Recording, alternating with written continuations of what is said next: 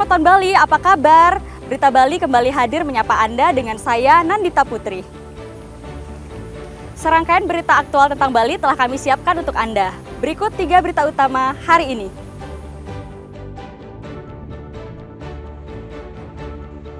Akibat hujan deras yang melanda kawasan Gianyar, bangunan gudang di Ubud ambruk tergerus longsor.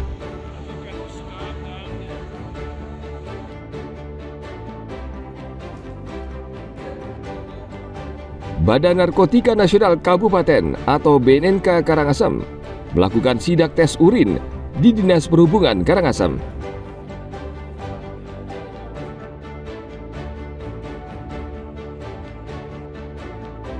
DPRD Bali menghentikan sementara proyek lift kaca di Nusa Penida Kelungkung.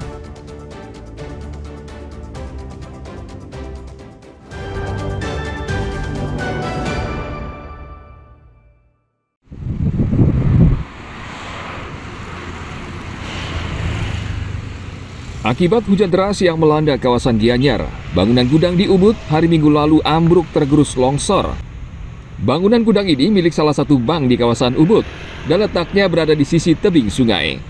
Akibat hujan deras yang mengguyur wilayah Ubud, tembok serta sebagian bangunan gudang yang menyimpan barang dan berkas milik bank ambrol dan tergerus ke dasar sungai.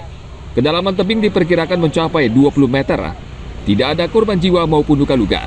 Selain itu tidak ada dokumen penting yang hilang terbawa aliran sungai, namun satu bangunan dan tembok pembatas rusak berat. Barang-barang bekas, jadi gelangsingan kita karungi.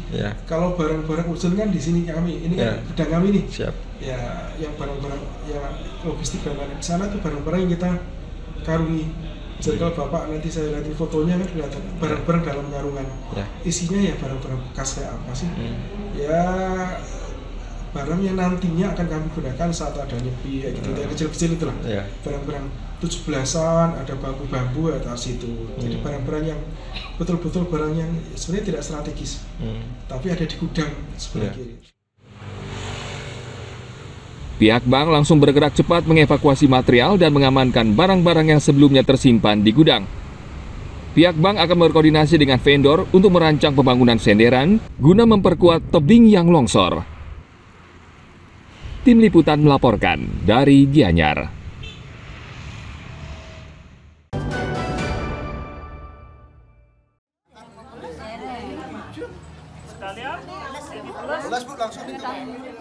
Warga desa Tiying Tali di Karangasem akhir pekan lalu berbondong-bondong membawa hewan kesayangan mereka untuk divaksinasi dan sterilisasi agar terhindar dari penyakit rabies.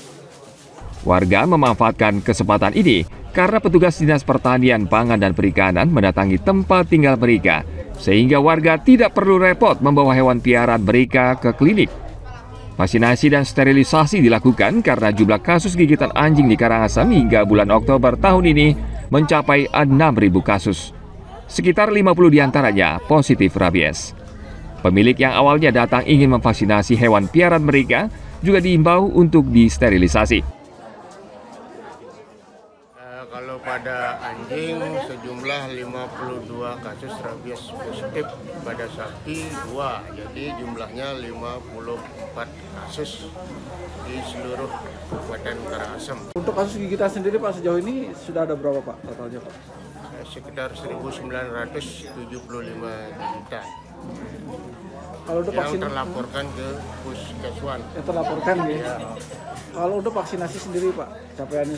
Vaksinasi sekitar 83,39%, sekitar 66.000 ekor anjing dari estimasi populasi sekitar 78.000. Itu kontrol populasi terdiri dari kastrasi untuk yang jantan, sterilisasi untuk yang betina.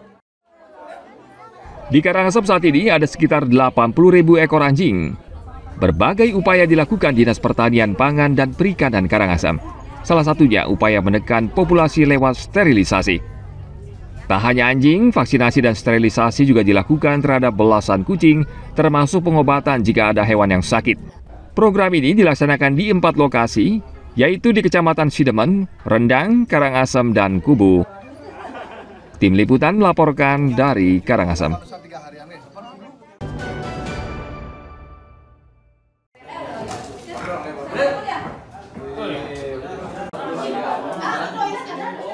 Badan Narkotika Nasional Kabupaten atau BNNK Karangasem Senin lalu melakukan deteksi dini di Dinas Perhubungan Karangasem.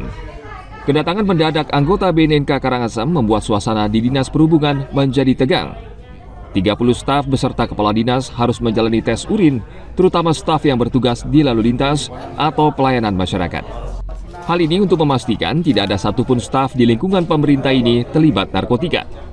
Tes dilakukan dengan menggunakan alat rapid test narkoba 7 parameter. Alat ini dapat mendeteksi 7 jenis narkoba sekaligus dalam satu alat, seperti AMP atau amfetamin, met atau metamfetamin, mop atau morfin, marijuana, kokain, benzodiazepin, dan soba atau carisoprodol. Cukup mencelupkan alat ke dalam urin, maka dalam waktu 3 hingga 5 menit hasilnya bisa diketahui.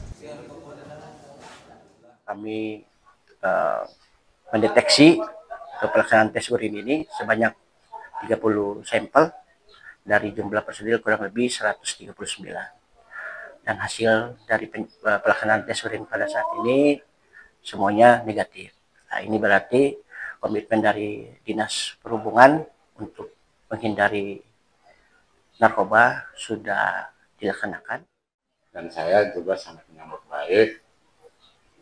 Tadi disidak langsung oleh BNN, pas kami sedang apel, tentunya di sini real bahwa tidak kita rencanakan. Dan ini memang sangat bagus karena kami mempunyai anggota kan banyak tugas di lapangan, apalagi di bidang LL. Makanya tadi saya perintahkan untuk bidang LL semua ikut karena dia langsung berbenturan dengan masyarakat, kemudian melayani para kepentingan yang ada di masyarakat. Ya mungkin agak riskan biasanya yang bertugas di lapangan, sehingga saya mohon yang bertugas lapangan tadi diutamakan, dan Astum Karir tadi sesuai apa yang disampaikan tadi Pak Kepala BNN hasilnya negatif.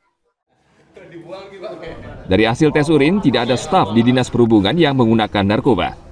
BNNK Karangasem tetap memperingatkan pegawai pemerintahan agar tidak coba-coba mengonsumsi narkoba karena ancaman hukumannya berat. Tim Liputan melaporkan dari Karangasem.